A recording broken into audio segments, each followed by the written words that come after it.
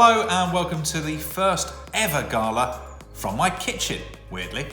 Just trying to ignore the cat. I'm Rick Edwards and this is Whale and Dolphin Conservation's Green and Blue Gala, proudly sponsored by Brita and produced by 39 Pictures. I'm delighted that you can be with us this evening. I'm personally thrilled to be here because protecting whales and dolphins and promoting healthy seas is something that I really care about, and WDC are doing some amazing things, but there is still work to be done. Here's what's coming up in the next hour. WDC is launching a groundbreaking programme where you can find out how whales are helping to tackle the climate emergency. We'll be hearing from Melissa Hemsley about tonight's delicious recipe. Really pleased to be here tonight for the Whale and Dolphin Conservation's Green and Blue Gala. I wish we could be together, but this is the next best thing. We'll enjoy a fascinating keynote speech from the BBC's David Shookman. We'll be talking to some sustainability heroes from the world of hospitality. And finally, there's an exclusive set from the amazing Katie Tunstall.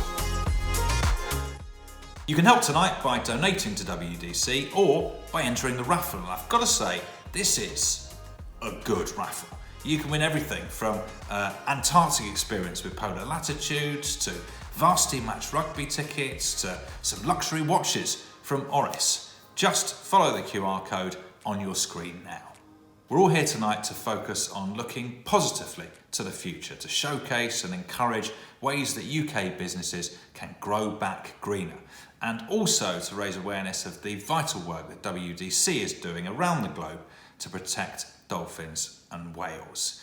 Thanks to our sponsors and partners this evening, we are able to bring you this event for free, but as I'm sure you can appreciate, this is a charity, and as such, I will almost constantly be asking you to put your hands in your pockets and then get some money out and then give it to us. Now, I know this is a strange time and an unusual setup here in my kitchen, but let's just imagine that we're all sat around an enormous table, and if you want to chat, just leave a comment below, and hopefully by the end of the night we'll have all got to know each other a little bit better.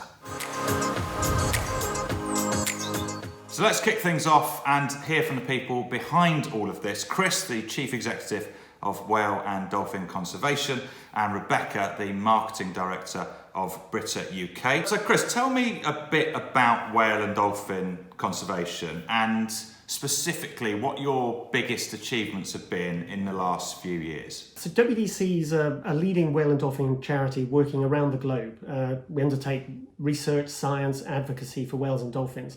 We've been actively delivering conservation now for some 30 years, and we work from the tip of Patagonia to the far east of the Russian Federation.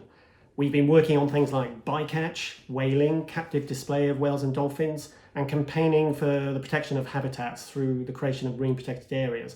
And all of that's underpinned by the science, which we use then to equip decision makers to make positive choices. We've got two fundamental pieces of work that underpin all of that, and that's really looking at whale and dolphin culture and social complexity, why whales and dolphins are special, and also looking at the role of whales and dolphins as allies in supporting the ocean to absorb carbon dioxide in our fight against the climate crisis.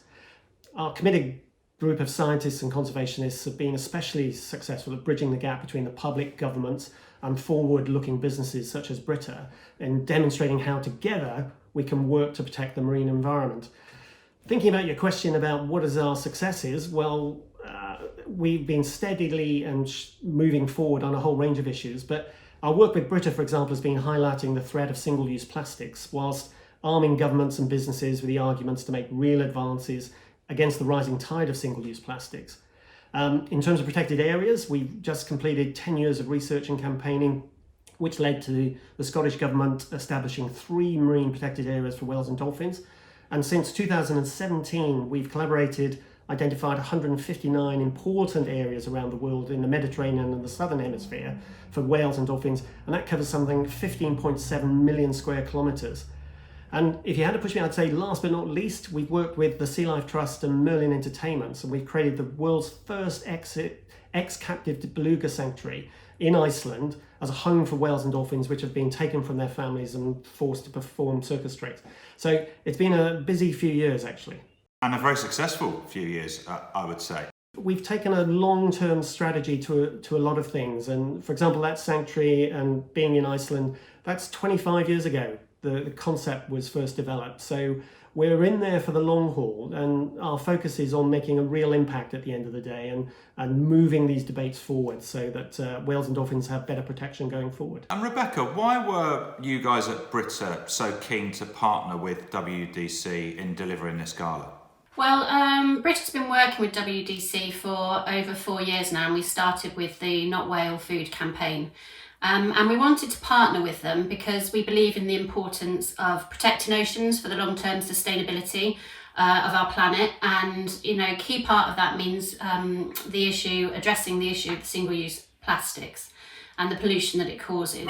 And our work with WDC allows us to share that message with employees and businesses and our customers, and start to engage people in that conversation and, try and help find small ways to make that big difference.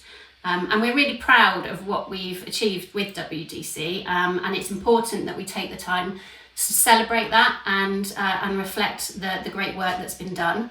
We're really excited about moving forward with WDC and the partnership that we have, especially when we start to look at the environmental challenges at a more holistic level.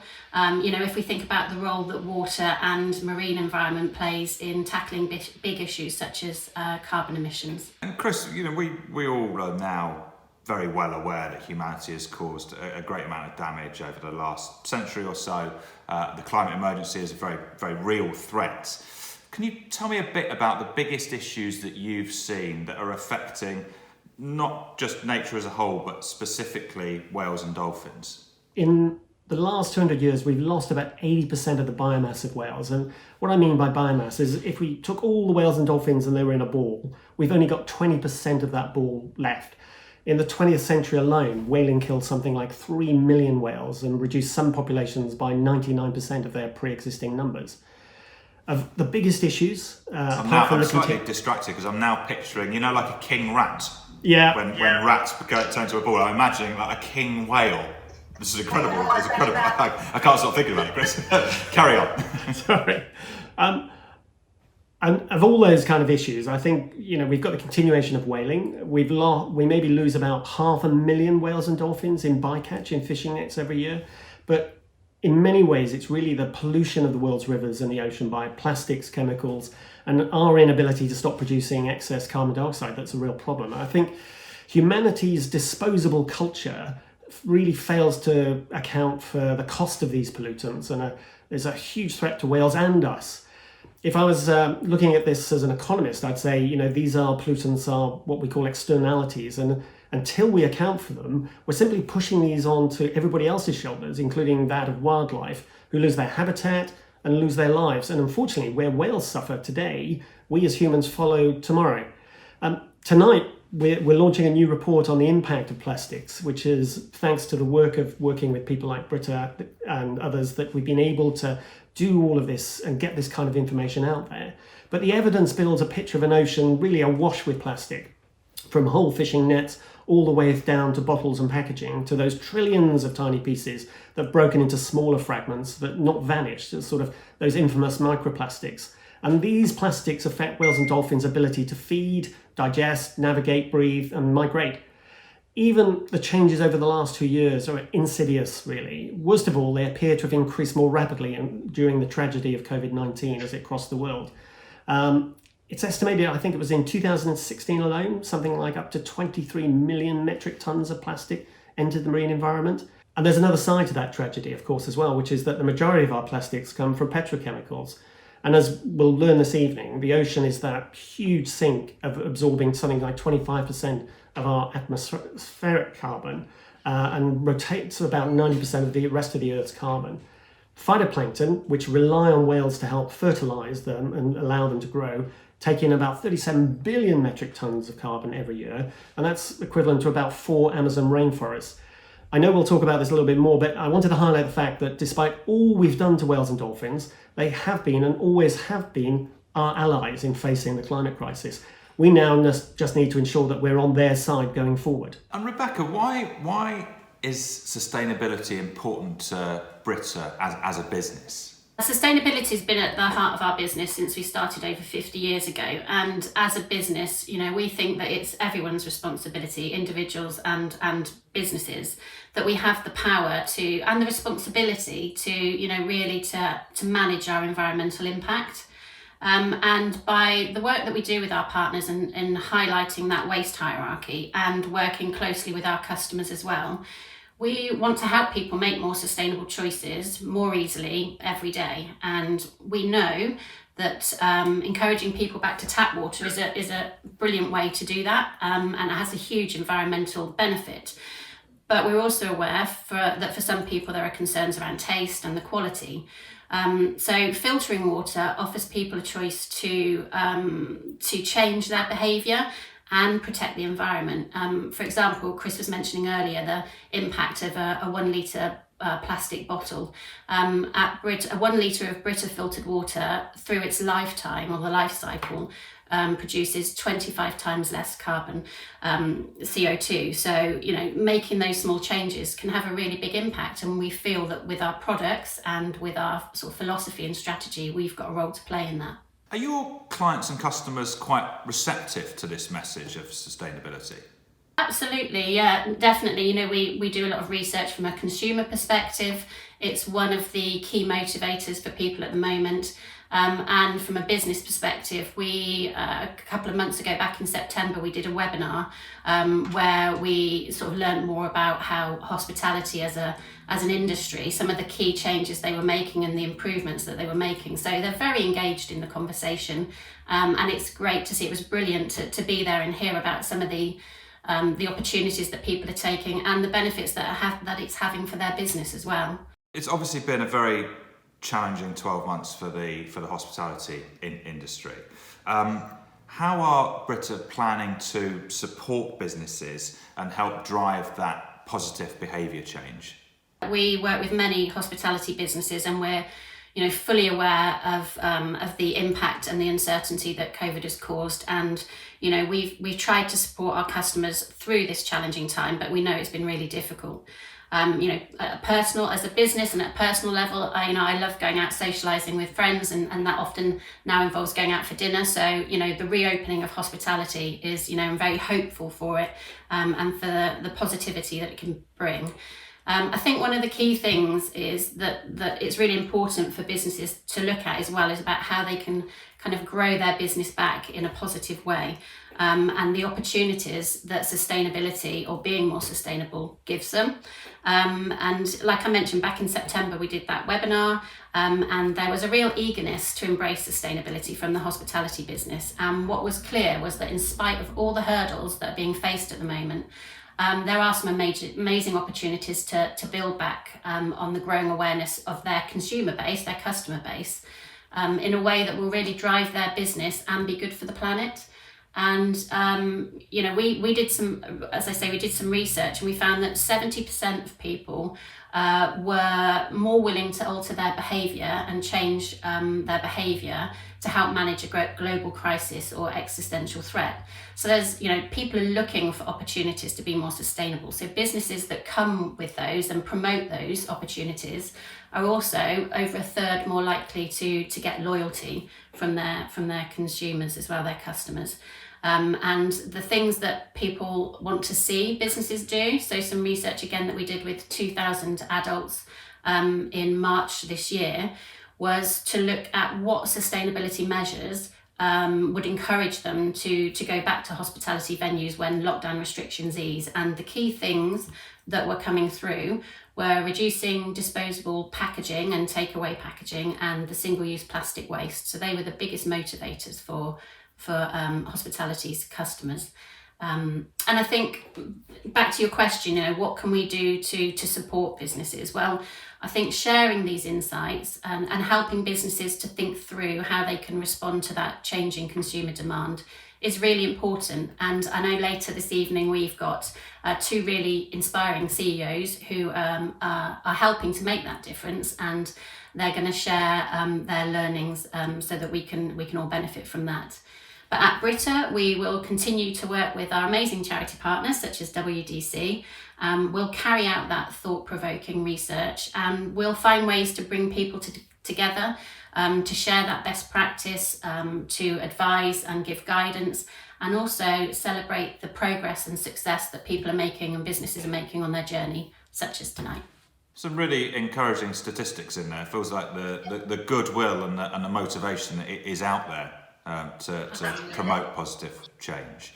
And on that, Chris, look into the future with hope. What would your advice be to us, attendees of the Gala this evening, in terms of making positive changes in our lives to help our planet recover? Firstly, on the grand scale, I'd ask us to change our way of thinking about humanity's place on this small planet to which life has been given an opportunity to thrive. We're just one species, and the world is full of other non-human persons, and our survival really depends on their survival. So it's that mind change about suddenly realising all that wildlife that some of us have been exposed to during this last year in lockdowns and come into contact with. They're as essential to us as we are to them in terms of their long-term survival and ours. And I'd say just as the way whale songs can travel around the globe, we need to realise that every choice we make has an impact on others on the other side of the planet. So make small positive choices every day. You know, we need to be encouraging governments to engage with industry and look to progressive companies like Brita to help try and shape that future, and then hold those other parts of industry that aren't moving along to account. We need, as the public, to making sure that corporations are giving consumers the choice in terms of the kind of things that we're buying. And I'm really enthused by the information that Becky and the team have been finding in talking to the hospitality industry. And it's been a pleasure for us also to be engaged with the industry, with Brita, and seeing that despite everything during this last year, there is a real commitment to the blue-green economy and coming back and actually doing the right thing. Sustainability isn't one of those fads anymore. It's a reality, and those companies that make that choice. So for the public, as hospitality opens up, really think about the hospitality that you want to support. Make sure it's the ones that are taking those steps. And on a personal level, always think about the plastics that we're using and the way that we're engaging with the rest of the world. And if you can reuse and reduce, then do so. Things like Brita water bottles work for us in that way. If you can't, then recycle, but recycle rather than throw away. The more that we can stop putting all of those pollutants out for everybody else, I think we can make a real difference. And I think we are where we are on plastics, where we could have been, say, 20 years ago on climate change. We can make a real difference. Just make small choices, make positive ones, and make those choices every day. And actually, I think we can carve out a better world for both wildlife and ourselves. Some really insightful and encouraging stuff there, and thank you to you both for all the work that you're doing. Now tonight we have the exclusive launch of WDC's pioneering new Green Whale programme. It's proof once again of the importance of whales and the incredible role that they have to play in climate change. Let's take a look.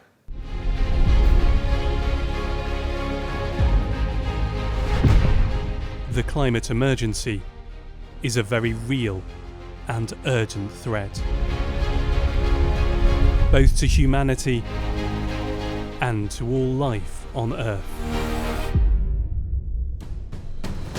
For a problem of this magnitude, we need a big solution, and they don't come bigger than whales. Whales are the giants of the ocean, and they play a massive role in ensuring a healthy ocean and planet. Whales absorb huge amounts of carbon.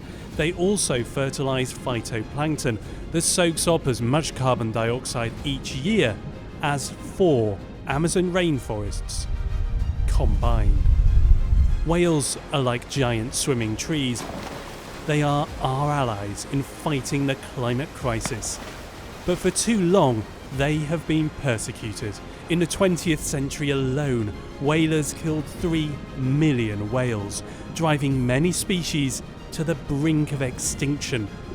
Even today, whales are still threatened by whaling, but also pollution, noise, shipping, overfishing, and ocean warming. What if we told you that over a year, every great whale lost is the equivalent to bulldozing over 5 hectares of rainforest? Nature is resilient and it can recover. We just need to give it a helping hand. Whale recovery is a giant piece in this puzzle. Planet Earth needs a healthy ocean, and a healthy ocean needs whales. You can help. You can be part of the solution. Whale and Dolphin Conservation is launching a pioneering new programme to make a seriously big splash in the fight against climate breakdown. Whether you're a business or an individual, you can make a difference and rebalance your carbon footprint. Every whale counts, and with your help, WDC can urgently work on projects to stop thousands of whales and dolphins dying needlessly in fishing gear, to create safe places where whales can breed and raise their young, to stop whaling for good, and to get whales the international recognition and protection they deserve as our vital allies in fighting the climate and nature emergencies. By supporting our work, you are making a whale-sized investment in these incredible creatures that we must protect, not just for their sake, but for the future of our shared planet. To find out more, please email WDC on partnerships@whales.org. Thank you. Wow. I mean, I don't know about you, but I'm definitely going to be telling a lot more people that whales are just like giant swimming trees. I love that. Don't forget, you've still got time to enter the raffle or donate. Right, after 12 months of stockpiling pasta and working our way through every local takeaway, I feel like it's probably time to try and expand our culinary repertoire. And who better to help us do that than Melissa Hemsley. Melissa, I'm guessing you do a pretty mean banana bread. Yes, Rick, I love a banana bread. Who doesn't? I don't think you can have enough banana bread recipes. I do think mine's quite good, but only because I pinched it off someone else. I've got so many, I love them all. For those of you that I don't know, I'm Melissa Hemsley and I'm a huge fan of food and everyone that makes food and everyone that's responsible for putting good food on our plates, and drink too, of course.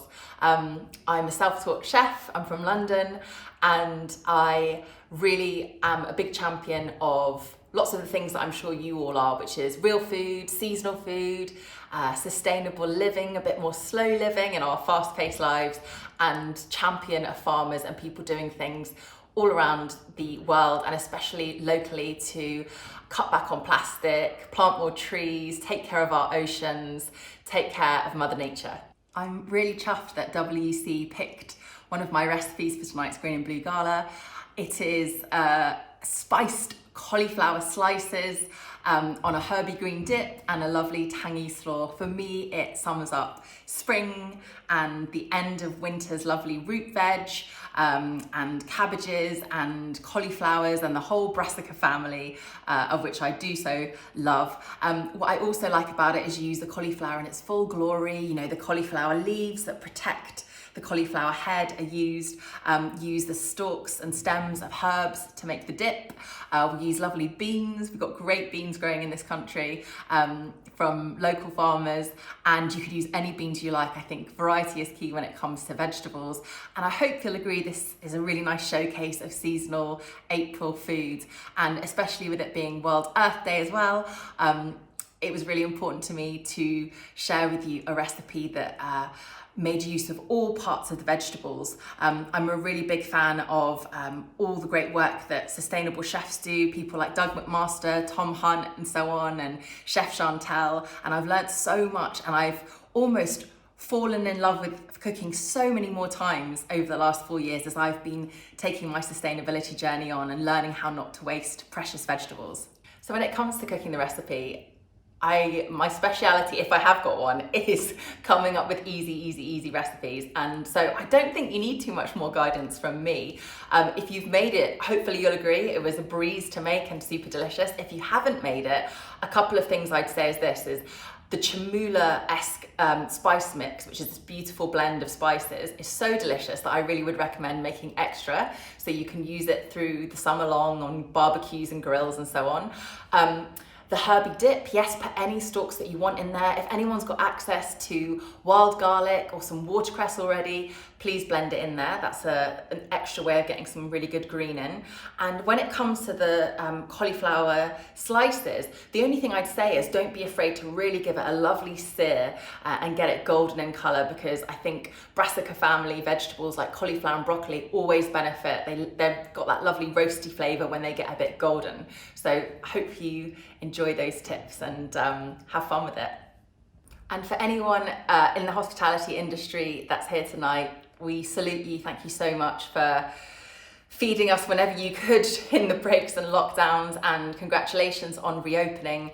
It has been such a tough year for everybody, hasn't it? The suppliers, the front of house, back of house, the chefs, everybody involved. And I've got lots of my friends and loved ones in the hospitality industry, and I'm so excited that they're back open and that we're there supporting them.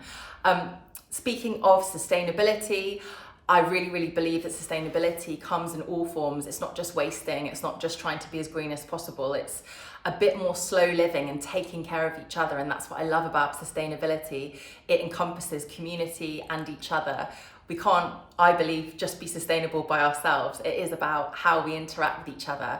And I wanted to, if I've got a bit of time now, to just run you through 3 of my favourite ways to think about sustainability, and I'd love to hear yours too. So my first sustainability tip is quite an obvious one. The best way I think to do it is have a little look in your bin at the end of the week, before bin day, let's say, and have a little look and see what you most throw away. And then have a think about, search online on my website, melissahemsley.com. I've got a little search button and you can enter in a vegetable or an ingredient and see what you could do with it instead of throwing it away. I'm also a big fan of a meal plan meal prep. So, I think about food in terms of, I make a Sunday sauce or a Saturday sauce, which is a basic pasta sauce, and any vegetables that are left over, like peppers and courgettes. Tomatoes, of course, get roasted and blended into a beautiful tomato sauce. On a Tuesday, I do Taco Tuesday. Whatever I've got left over, I douse in a beautiful spice mix and pickled onions and herbs, and I make tacos. Speaking of Rick's banana bread, I make a fruit bowl bake, which involves bananas, apples, citrus zest, and it's all baked up into a breakfast bake. So I think getting excited about the week in terms of not wasting, stretching things further, and it's obviously good for the planet and good for our pockets too. And thinking of tonight's mission, our collective mission of the Green and Blue Gala, which is to look out for one another, share, grow back greener, is this idea of seeing what you can grow. Now, lots of us don't have huge amounts of space or time or patience. I definitely don't have very much patience, but there are really easy ways to grow on our windowsills. Some very basic ingredients that really will keep coming back and back to benefit you. So if you love herbs, and hopefully you do, which is hopefully why you've enjoyed the herby dip tonight, I really recommend growing some herbs, because herb plants tend to be the ones that are most often packaged up in plastic in supermarkets and our local shops. And so if we can grow up a couple of our own herbs, my favourites this time of year would be dill, chives and basil. They end up in everything, all of my cooking. Then straight away I've cut back on so much plastic. My second tip, or maybe it's my third, is if you can't use up what you've got, share. And that could be through community neighbourhood apps. There's some great ones I can share with you. You probably know lots of them already. And of course there's food banks, and your local places of worship probably have access points for you too. Oh, my pods just won't stay in. I think I've got funny shaped ears. My third and final tip, I think I've given you 4, but my third and final tip would be thinking always of plastic and plastic in our oceans, and how we just have to get a grip on it together. So thinking about where we can shop plastic free, or really pull back on plastic by supporting refillable shops. I've got one in East London that we absolutely love. It's got everything, and the shopkeeper's so brilliant. If there's anything that we want, we all ask for it, and if enough of us ask, she can get it in. Also supermarkets, of course, they want your money, keep asking them. So I think my final tip would be along those lines of ask for what we want, which is less plastic, more seasonality, and use that to vote, petition, demand, ask, and just keep on talking. We'll get there on our sustainability journeys if we keep talking and we do it together. And if you've made tonight's menu, please do tag @Wales.org and me @Melissa.Hemsley. I'd love to see your recipes. And finally, don't forget my website, melissahemsley.com. It's free to access, and there's that search button where you can put any ingredient you've got left in your fridge, find a way to use it with my recipes, and share your recipes with me too. I'd love that. That's it from me. Have a lovely evening. Thank you for celebrating tonight with Whale and Dolphin Conservation. Thank you, Whale and Dolphin Conservation, for being so completely inspiring and putting on this night. And over to you, Rick. Thank you so much. Thanks so much, Melissa. If you've cooked that delicious spiced cauliflower recipe tonight, or you're planning to give it a go in the next couple of days, post it on your social media, tag @Wales.org and @Melissa.Hemsley, and we'll share the best and probably the worst. Next up tonight, delighted to say it's our keynote speech from the BBC's first ever science editor, David Shukman. David, over to you.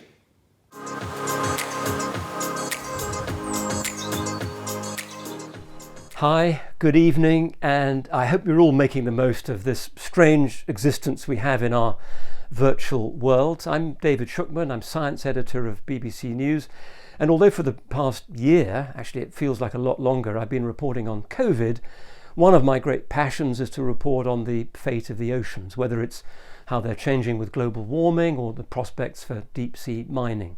And I thought this evening we might go on a couple of journeys. Things might get a little bit depressing for a moment or two, but I do promise you something a little bit more optimistic towards the end. So let's set off. How about this Norwegian whaling ship? I spent, I think, the worst week of my life on board this vessel. My cameraman and I were just completely crippled by seasickness. The whaling crew did not like us, and we certainly did not like them. And as they got ready, one of their great claims was that this whale hunt, in quotes, was humane, that the harpoons kill the animals instantaneously. Well, when it came to it, and the harpoon was fired, things didn't quite turn out that way. My cameraman was completely out of action, so I was doing the filming, clinging on to the side of the ship and trying to hold the camera steady. And I just kept the camera running. And from the moment when the harpoon was fired to the moment when the last rifle shot was fired, because the skipper had to reach for his rifle, 2 minutes passed. The internal clock of the camera recorded that. It was a very grisly and upsetting process. And when the animal, a female minke, was hauled on board, I found myself really in a state of shock. But I was on assignment, I'm a professional, I needed to record some words to camera, but my cameraman was out of action, the crew were busy. The only person I could find to hold the camera while I said a few words, and they weren't actually the words I intended to say, was the skipper. So let's see how that worked out. This is one of the first of nearly 800 whales to be caught by the Norwegians during this season. You might wonder why they're so keen for us to see this process. Well, the answer is they want commercial whaling to look as normal as possible, whatever the rest of the world thinks. I've always found this image, I don't know how clear it is to you, of the lifeless eye staring up at the Arctic sky as kind of one of the most haunting. When our report was shown on the news, it led to questions being raised in the House of Commons, protest letters sent to Norway, but as we all know, whaling continues in the waters off Norway. Now, while I've really spoiled the mood and brought us all down to a depressing level, let's continue down there with another great problem, which you've heard much about, of course, plastic in the oceans. We know that the amount of plastic in the oceans is accumulating year by year, that the stuff drifts around and causes untold damage and then breaks into fragments. I first reported on this great threat to marine life back in 2008. We had a trip to Midway Atoll, right in the middle of the Pacific Ocean, innocent little island, but it's in the path of part of the North Pacific Gyre, I guess gets bombarded with plastic waste. And the albatrosses, the Laysan albatrosses that live there, Well, it's tragic because the chicks are fed a diet of plastic, and many die of malnutrition. Their parents pick up plastic items like cigarette lighters, feed them to the chicks thinking they're food. But as we found, of course, the problem of plastic pollution is not just on the island, it's also in the waters around it. Midway Lagoon and the spectacular sight of dolphins. They're here to shelter from the open ocean. But look what lies below in these waters. A menacing swirl of plastic that all too readily acts as a trap. The incoming tide pouring in through the reef brings a mass of plastic waste. It's a really hard task to get rid of it, but vital to prevent the dolphins and seals and turtles from dying here. They might swim by here, they become curious, they want to play in it, especially the young animals, or they might be looking for food that's trapped in here, and then they can become entangled and end up drowning here. There are millions of tons of plastic drifting through the ocean. Nets, ropes, bottles, packaging and plastic bags. That's the plastic pollution we can see.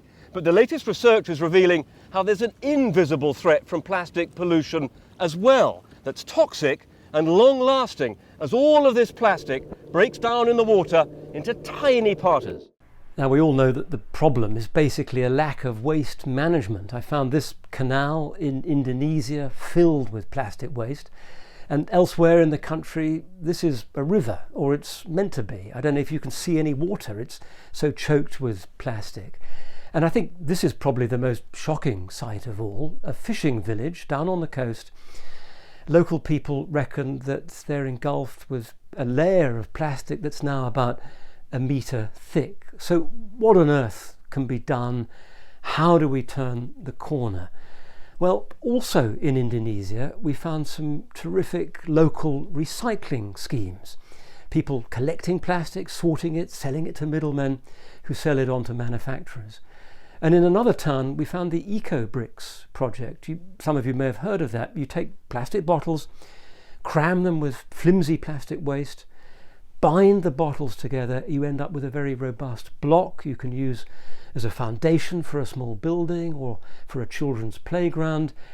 Whatever the use, you're locking up plastic that would otherwise be released to the oceans. And then I think we need to look at the younger generation. This remarkable young man, Boyan Slat, who at the age of 16 was shocked to find plastic in the ocean when he was on holiday. He didn't just sit back and whinge about it. He wrote letters, he galvanized governments, he raised money from corporations. He's now hired very serious, experienced marine engineers to produce his ocean cleanup devices, now operating in the Pacific. And when cynics said, well, that's not going to make much difference, is it, when you've got torrents of plastic coming down the rivers every day? He and his engineers came up with a river cleanup project. And I think what matters is not how many tons of plastic they managed to extract from the oceans and the rivers, but the fact that this serves as an incredible model of inspiration. We're not powerless. There are things we can do. We can make a difference. And I think that message has gone out around the world. And then what about whaling? Well, when I was a kid, schoolboy, I was very proud to have a Save the Whale badge. And I think what is remarkable is that campaigners around the world have kept the message going decade after decade against strenuous opposition, but they've maintained pressure on the whaling nations. They keep raising awareness. The story has not died. And I think a really important point of that, and something I'll end on, is that whenever we get these ghastly strandings, and as I understand it, the scientists still don't know really why they happen, but when these horrific events take place, look at the response of the public. People feel a real affinity, a closeness to these beautiful creatures, and want to help and plunge into the icy waters to try to make a difference. And I think as long as that feeling of affinity, of a connection continues, I reckon there's hope. Thank you very much. Now, normally this is the part of any session that I most enjoy, the chance to hear what you in the audience think, but obviously or doing things differently, and questions have been emailed in advance. I think the simple answer is politics. The whaling crew told us that they spend most of the year fishing, but there's a period when they aren't allowed to go fishing, and that's when they go whaling. And they said to us it was an important part of their livelihood for coastal communities, and with a very strong hint that if any politician tried to meddle with that arrangement, they'd soon be turfed out of office. And I think the political argument applies at a national level as well. I don't know if there's any great pride in Norway in whaling, but there's certainly a very powerful sense of history, which is why it won't be easy for them ever to give it up.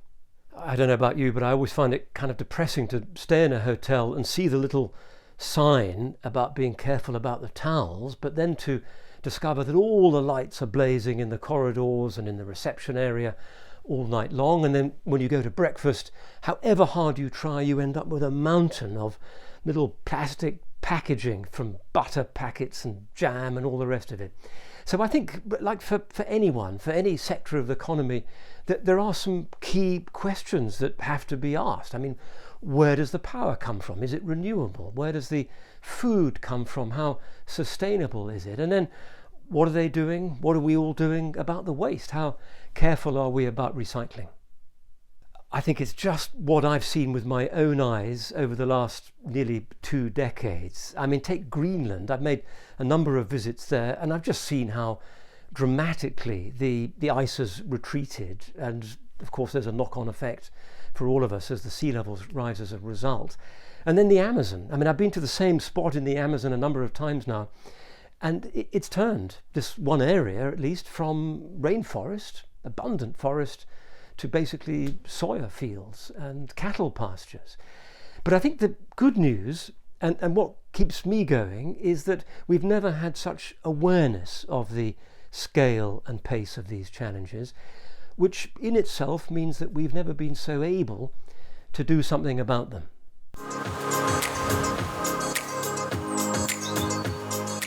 Thank you, David. That was amazing. I've got no idea how you kept your cool on that whaling vessel. I think I would have lost it. But, as David says, there is cause for optimism.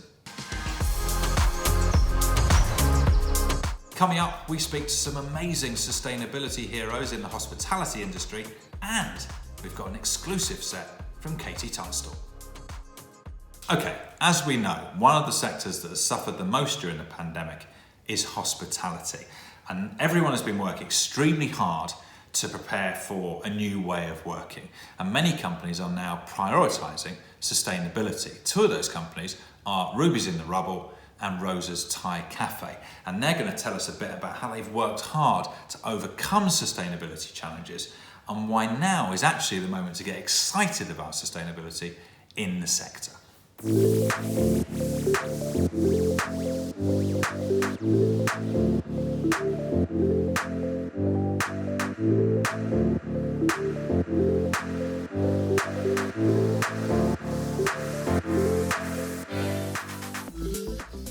There's something of a moment in time taking place.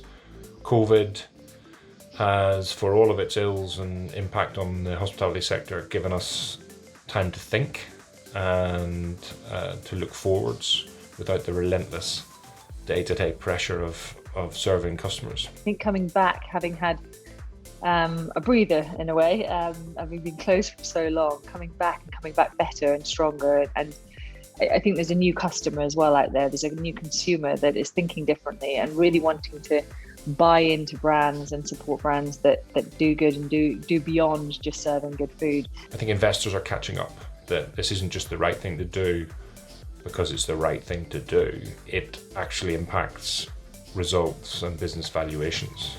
And that leaves us in what I think is quite an exciting place, which is where investor imperative meets consumer demand, meets employee team engagement, which really could supercharge, I think, efforts in this area generally. And I really believe that customers and companies that live the test of time are those ones that have that core purpose at the heart of everything that they do. It's a very exciting time for any business that's wanting to shout about sustainability, because there's a business case to it. There's consumers are wanting to see that, and wanting to know that they're consuming in a better, impactful way.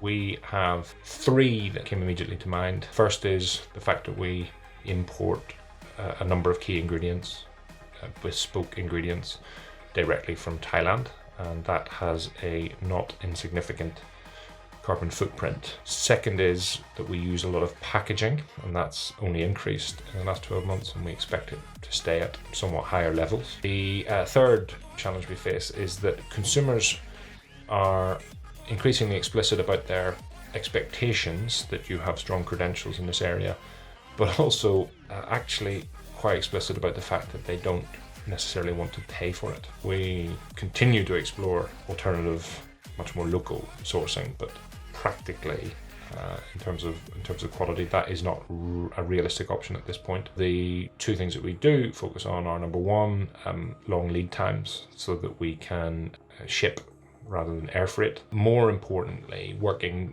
directly with local farmers and local cooperatives, so that where we are purchasing, that the benefit of that is going back into local communities. In terms of packaging, we've launched a new packaging range. We always were recyclable, but we have made that more obvious and easier to do. We've started rolling that out across all of our restaurants. That's a key focus. In terms of consumer demand, we are just focused on not preaching, but communicating and just making sure we're doing the right thing, in the belief that in the medium term, certainly in the long term, that will pay dividends. The outcome or impact of making those changes is yet to be fully seen. In terms of the supply chain point, I think we can see a lot of benefit from that. We have long-standing relationships with producers who are supplying us with fantastic quality ingredients, and that is borne out day to day in the quality of the dishes that we are then able to serve. Packaging wise, it's early days, but the feedback we've had from customers has been fantastic. I think we've got a much better balance between function, fashion and sustainability, for want of a better phrase. We'd sum it up as a good start, but much to do, and I'd welcome a chance at some point to come back and tell you about the progress that we are hopefully continuing to make.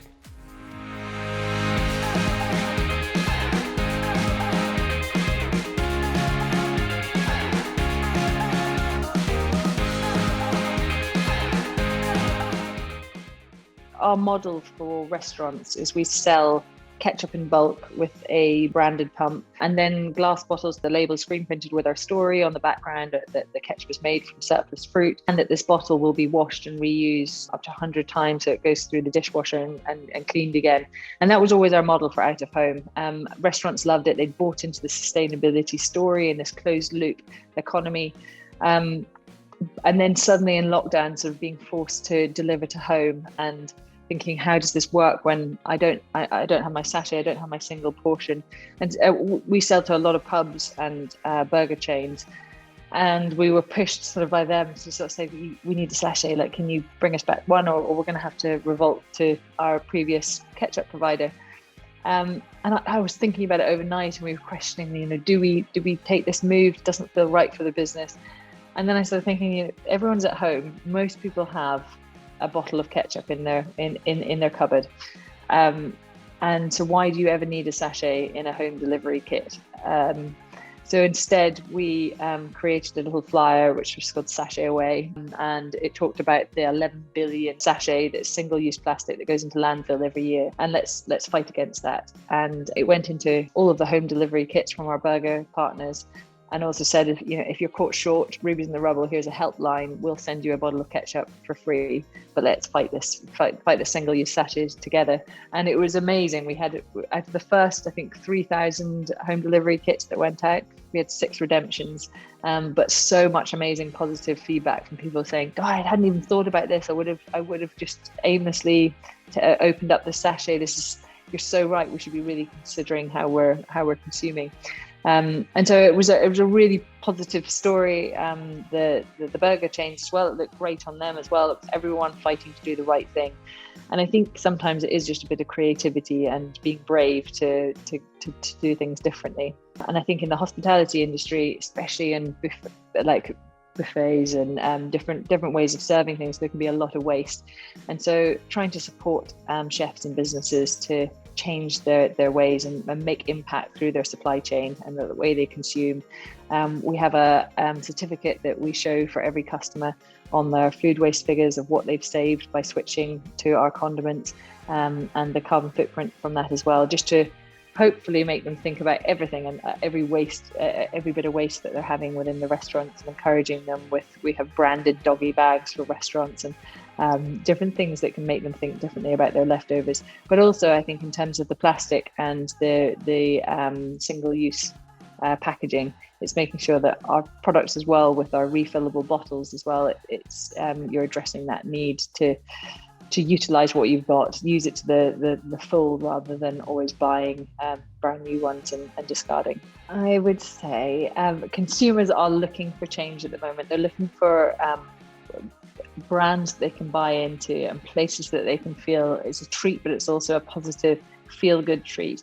And buying into sustainability showcases to the consumer that you care about quality, that you value the planet, and there's more to the business, that it's a triple bottom line of loving your people, the planet, and everything that you do. So let's remember to support sustainable businesses and help them through this. I know that Brita and WDC are very excited to see hospitality businesses embrace sustainability at this difficult time. And for me personally, I just find it very inspiring hearing about that kind of innovation. So as I say, let's support the industry as it reopens. Before we enjoy Katie Tunstall's performance, just take a moment, enter the raffle if you haven't, donate if you haven't. Done it? Great. Grab a drink, kick back, and enjoy this very special performance from Katie Tunstall. Good evening, everyone. This is Katie. How are you doing? I hope you're enjoying the Green and Blue Gala. It's not very often that you feel like you could play a gala in your pyjamas. But I got dressed for you. But I do have my pyjamas on the bottom half. You're not going to see them. Tonight we are celebrating the fantastic work that you have all done to help our planet and to raise funds for whale and dolphin conservation so they can continue to protect these incredible creatures. Please do head over to the page and make a donation to support their work. I'm going to play a few songs for you now. I'm going to start off with one which is very much inspired by the sea. A lot of my work has been inspired by the sea. I grew up next to the North Sea in a tiny town with 5 beaches. And so the sea has always played such a lyrical role in my music, and the mystery of it. And this song's been particularly poignant during lockdown because it took on a whole new meaning. So you might know it. You can sit back, chill, have a drink, or relax, or dance around with your underpants on your head. It's completely up to you. You can literally dance like no one's watching.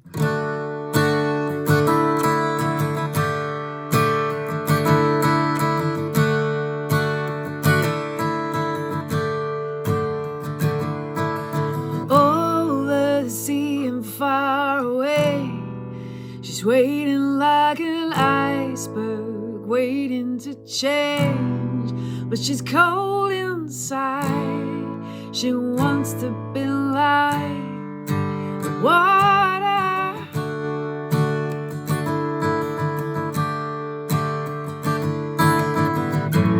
All the muscles tighten in her face, buries her soul in one embrace. They're one and the same, just like water. Fire fades away most of every day, full of tired excuses. It's too hard to say. I wish it were simple, but we give up easily. You're close enough.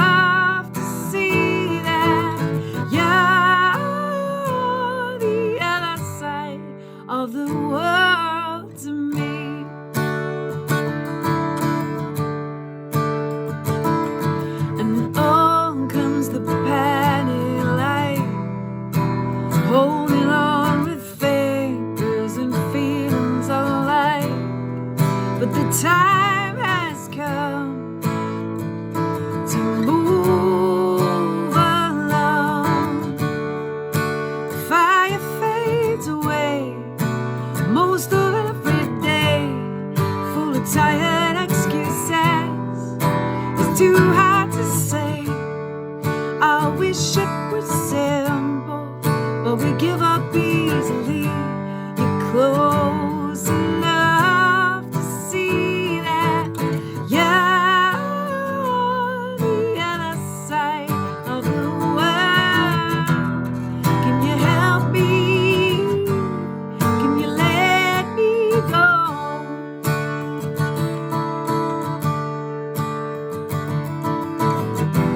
And can you still love me when you can't see me anymore?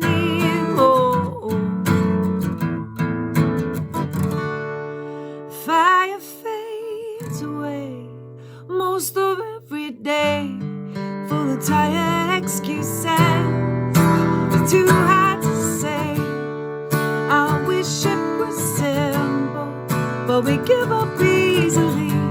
You're close enough to see that you're the other side of the world.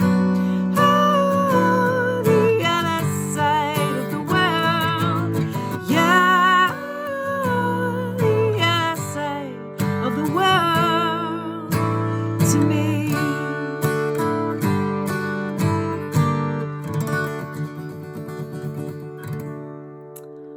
Man, we've all felt like we're the other side of the world from each other for the last year, but we're getting to the end of it. We're getting there. We're getting there. Hang in there. Hang in there. Hopefully the last green blue gala on Zoom or online. And the next song I want to sing for you is a really great song to be singing tonight. It was a song that I wrote in the back of a camper van in the middle of the night in New Zealand when I was traveling there. And I just had an amazing day watching sperm whales. And we ended up having that kind of inevitable conversation about the hunting of sperm whales and how desperate that situation got. And it's a cappella because I was in the back of my camper van. So I didn't have my guitar with me. It was in the front. And so I'd love to sing this with no guitar. It's just voice, and it's sung in the style of an old sea shanty. Back in the time when they were really, really perilously under siege, which all whales and dolphins still are. But it's a story about really what they would use that oil for. And the story is about how precious that oil is, and it's inside their head. It's inside the cavity of their head, and I was thinking about what humans would have as an equivalent, and I was just thinking about having tears, and what if tears were as valuable as that oil? Anyway, this is Shanty of the Whale. There's a jar of salt water sits behind my eyes. If I tip too far over, you'll see it's no lie. It's been there as long as I remember myself. Trickles a little when I'm by myself. I wove a great story to tell all who'd hear of murder and theft, and a message so clear. If for all of the glory your heart is the cost, that jar of salt water will be shattered and lost. But a foul wind was blowing so mean and so still, stirring the fates to make reel of my tale. And I, like a boat on a languorous sea, was blind to the dangers that hankered for me. The killer, he hooked me and reeled me in. I looked in his eyes and saw nothing within. Soon as I saw him, I knew I would die. Two moonless black oceans in sockets bone dry. My bones for the door frame, my skull for the wall. Aloft on a placard on a prominent wall. My skin for a blanket to scare winds so wild. My heart on the table, my teeth for the child.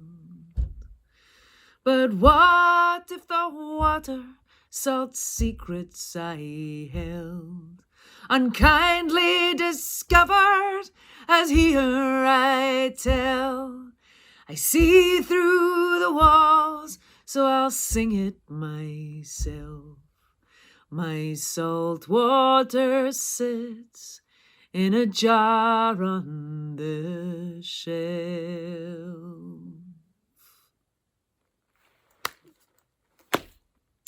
To the whales and the dolphins. All right, now it really is time to get up and dance around in your underpants. Part of what's being done here is whale and dolphin conservation, having conversations with businesses to see how they can build back in a different way after this shutdown and pandemic. And I think it's such a wise way forward is all of us making efforts to help businesses thrive better by making the right decisions. And so this next song I'm going to dedicate to all the businesses out there, for profit, making money, making a good living, employing lots of people and thriving, making the decision to do the things that are also good for the planet, because there's ways to do it. There's ways to do it, and the businesses have so much power in this situation. So this is for you guys. You know it's what you want to be.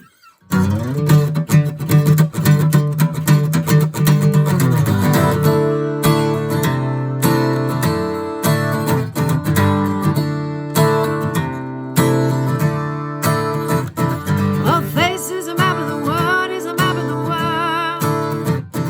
You can see she's a beautiful girl, she's a beautiful girl. Everything around her is a silver pool of light. People who surround her feel the benefit of it, it makes you count. She holds you captivated in her palm. Suddenly I see, this is what I wanna be. Suddenly I see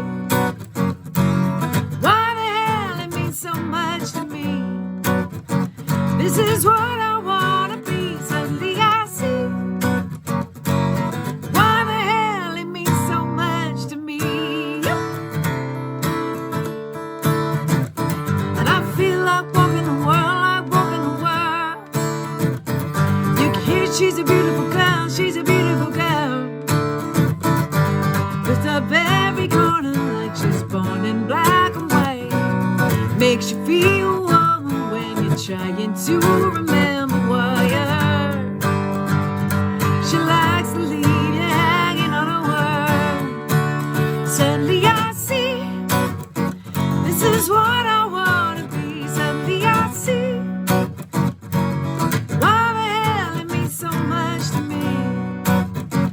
This is what I wanna be. Suddenly I see why the hell it means so much to me. And she's taller than most, she's looking at me. I can see her eyes looking from the page of a magazine. She makes me feel like I could be a tower, big, strong, tired. Power to be, the power to give, the power to see, yeah, yeah. Power to be, the power to give, the power to see, yeah, yeah. Power to be, the power to give, the power to see, yeah, yeah. Power to be, the power to give, the power to see, yeah, yeah. Power to be, the power to give, the power to see, yeah, yeah. Suddenly I see, this is what I wanna be. Suddenly I see why the hell it means so much to me.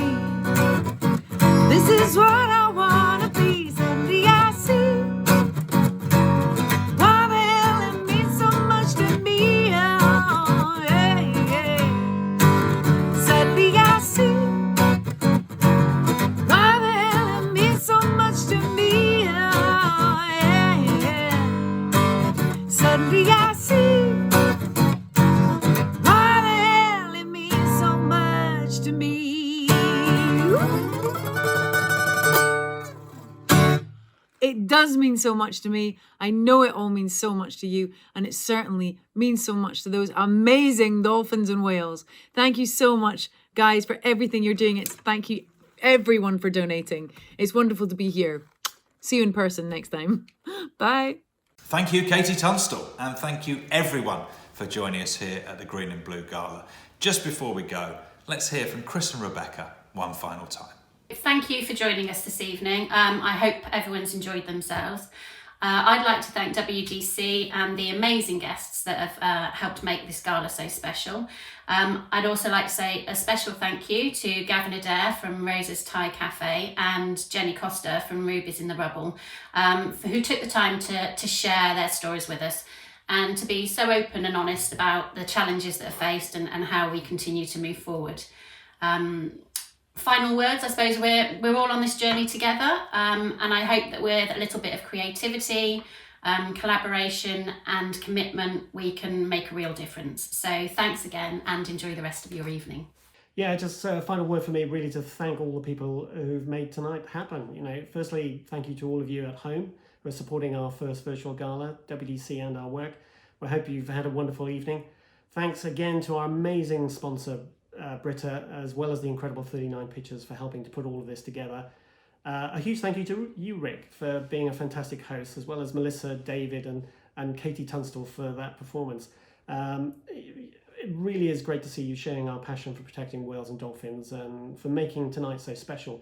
And I need to join Becky in congratulating and thanking to Wild Radish for the amazing food, Wire Papa for the wonderful Sauvignon Blanc, which as others will know, I've thoroughly enjoyed tonight. So cheers. To Montezuma's, to Ruby's in the Rubble, Rose's Thai Cafe and Welsh Sister Gin. And finally, thank you to all those who've been so generous with donating prizes to the raffle, including our great friends at Polar Latitudes, luxury watch brand Oris, Louis Roder, Fiorelli, and our own Charlie Phillips. The varsity matches and everyone who's contributed to the hamper, remembering you still have time to enter the raffle.